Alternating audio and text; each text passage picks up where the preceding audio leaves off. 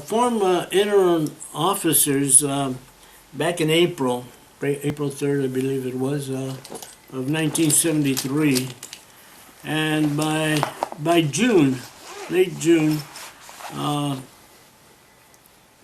we decided we would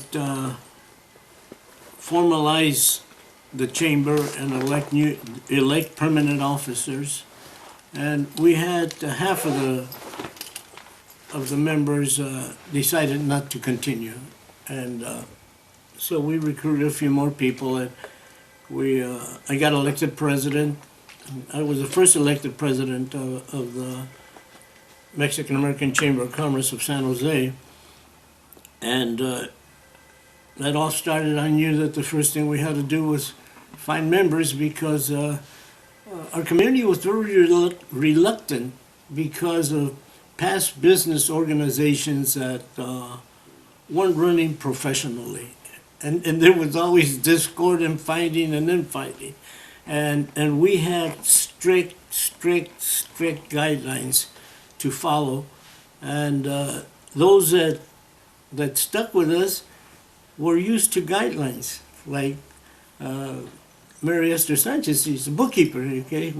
You have to know what you're doing. And we had Mary Size, who came in, and she says, when we sell a house, we have to disclose everything, you know, we don't, and things like that. So integrity was the key to success. That was what was relayed to us by George Mosqueda and Quevedo, and that's what we decided we're going to follow that, whether they like it or not. Whoever likes it, we're going to make this a community organization that can stand. We're going to put a foundation that can withhold the times, and that was our goal, and that's what we accomplished. And we also participated in forming new chapters throughout California and Mexicali and Santa Barbara and Roseville, everywhere. We'd go everywhere forming chapters.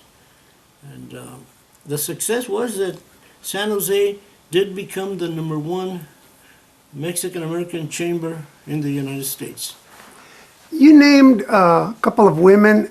When you talked about the original board and then other members, you named, is it Mary Sanchez? Mary Size. Mary Size was a realtor. She was a realtor here on the east side. Yes, I've seen her pictures in the magazine. Who's the other person you mentioned?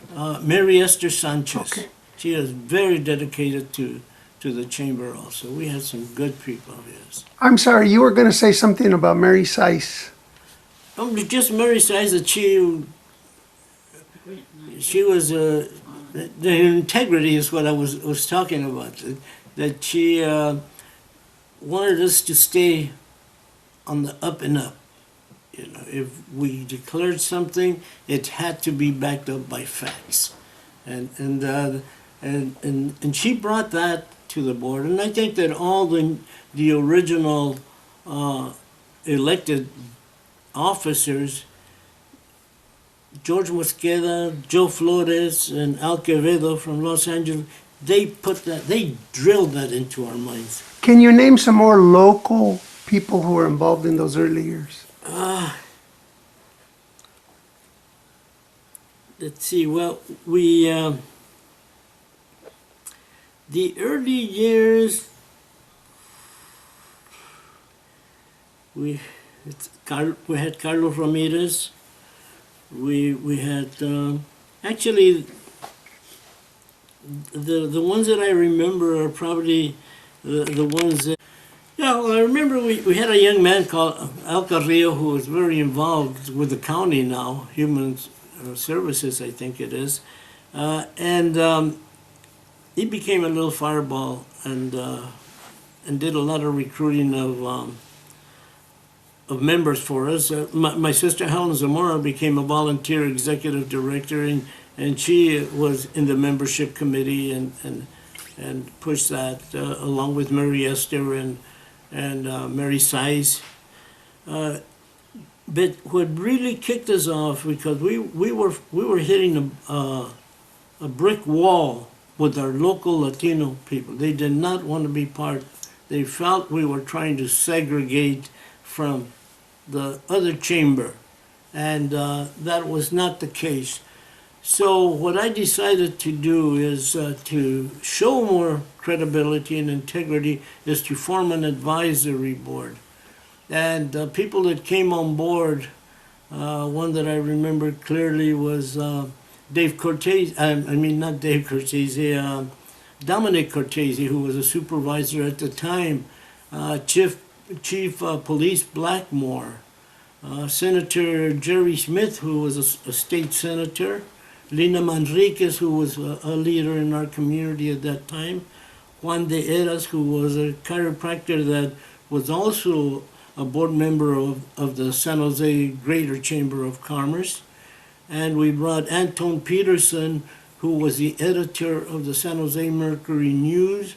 I mean, the list just went on, and that was the big. As soon as we mentioned those names, and I have an article of the paper where we announced who our advisory board was, and that everybody wanted to be part of the San Jose Mexican American Chamber of Commerce. That's why we exploded to 300 members with very little effort. It was because everybody felt that there was prestige behind what we were trying to accomplish. In which newspaper was this announced? San Jose Mercury News. I felt it wasn't going to do us any good to have an advisory board in our office. The community had to know who the members of our advisory board was, because these are people who believed there was a need for what we were trying to accomplish. And Ron James, I think this is important. Ron James, who was at that time, he was a former mayor, but he was president of the Greater San Jose Hispanic Chamber, San Jose Chamber of Commerce. He came on board as an advisory board member, and he took me in as a board member of the Greater Chamber, to be not as a voting member, but as a member that could participate in the discussions during their meetings. And with that, like I said, that was the turning point. It was uphill from that point on. It was uphill or downhill? That was uphill. It was a struggle to go uphill. It was a struggle. From that point on, it was a struggle? Well, it was not a struggle. I didn't see it as a struggle. I saw it as the only problem that we had, of course, is like any organization, was funding. We had no funding from anybody at that time. We were sustaining ourselves just with membership dues, and eventually we did get the city of San Jose to fund us, and again that was another step forward that. And I wanted to accomplish that because as president of the National Mexican American Chamber, now I had two jobs. One as a local and one was a national, and I knew that I was going to have to resign eventually, and I wanted to make sure that we had funding. So with the help of this advisory board, we got our funding. I think it was 1976 or 77 we got funding. And that's the year that I resigned.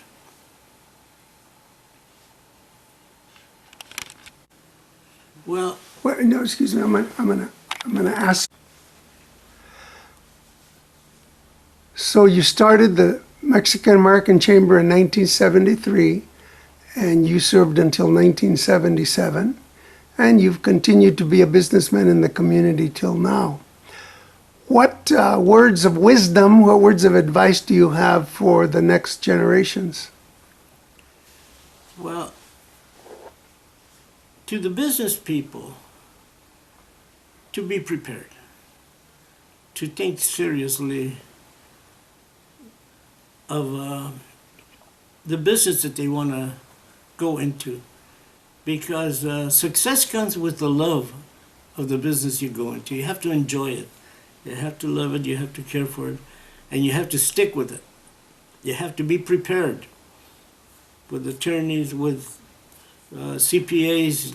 Be prepared to to face any obstacle that you're going to encounter and research the business so that you know you don't have to reinvent the wheel. You just follow the wheel of success. I think that's important to somebody going into business.